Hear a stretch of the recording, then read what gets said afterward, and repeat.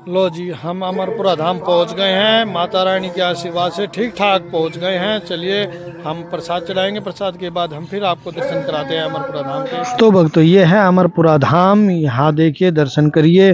तो आप घर से प्रसाद लाए हैं तो ठीक है, अन्यथा आप यहाँ से भी ले सकते हैं। प्रसाद दुकानें लगी हुई हैं, स्टॉल लगी हुई हैं। सबसे पहले आपको माता जाड़ी ज्वाला मैया के यहाँ चलना है, प्रसाद यहाँ चढ़ाना है, मत्था टेकना है। जो भी आप घी कण जोत का प्रसाद लाए हैं, श्रृंगार लाए हैं, माता का चुन्नी लाए हैं, यहाँ मैया को चढ़ाए और अपनी अरदास लगाए, माता को सुनाए। उसके बाद हम फिर चलते हैं माता ज्वाला जी के यहाँ। ये माँ ज्वाला जी हैं, माँ ज्वाला जी के दर्शन करें। जो भी आप प्रसाद लाए हैं यहाँ भी चढ़ाए। फिर चलते हैं हनुमान जी महाराज के, संकट मोचन हनुमान जी महाराज, प्रसाद चढ़ाए, मन्नत मांगे। उसके बाद चलते हैं गुरु गोरखनाथ के शिष्य रूपनाथ जी महाराज, फिर पाबू जी महाराज, लक्ष्मण अवतार पाबू जी महाराज है। आप दर्शन करें, मत्था टेके। इसके बाद देखिए जोत जल रही है। इसी जोत से सभी देवों को जोत दी जाती है और इसी जोत के दर्शन करने मात्र से हमारे संकट, पीड़ा, कष्ट, परेशानी, हारी बीमारी दूर होती है। उसके बाद चलते हैं धूने पे। यहाँ पे धूने पे मत्था टेकिए। इसके बाद हम चलते हैं जुझार श्री कान्ह जी महाराज और कुशल सिंह जी महाराज के। आप यहाँ मत्था टेके, दर्शन करें। आप घर से नारियल लाए तो नारियल चढ़ाए।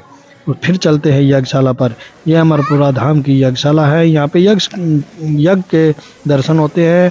एक वर्ष में 5 यज्ञ संपन्न किए जाते हैं इस यज्ञशाला में, जिसके देखने से संकट, पीड़ा, कष्ट, परेशानी दूर होती है। तो आज अमरपुरा धाम में नवमी मनाई जा रही है। आज श्रद्धालु कम है। सुबह सुबह आरती होने के बाद देखिए कुछ धर्मशालाओं में चले गए हैं। बहुत ही भीड़ है क्योंकि होली का पर्व साथ में लगा हुआ है, तो होली के दिन बहुत ही भीड़ होगी। यहाँ पे होली जो मनाई जाती है पूरे ही विधि विधान और धूमधाम से मनाई जाती है, पौराणिक संस्कृति के अनुसार मनाई जाती है। ये अमरपुरा धाम है, आप दर्शन करें। यहाँ नवमी से लेकर पूर्णिमा तक मेला भरता है, दरबार लगता है। जैसे कष्ट परेशानी वाले आते हैं उनकी सुनाई होती है। जैसी श्रद्धा जो लेकर आता है वैसे ही भाव से उसको यहाँ पर फल मिलता है। तो आपको यह जानकारी कैसी लगी, कमेंट में जय माता दी अवश्य लिखिए।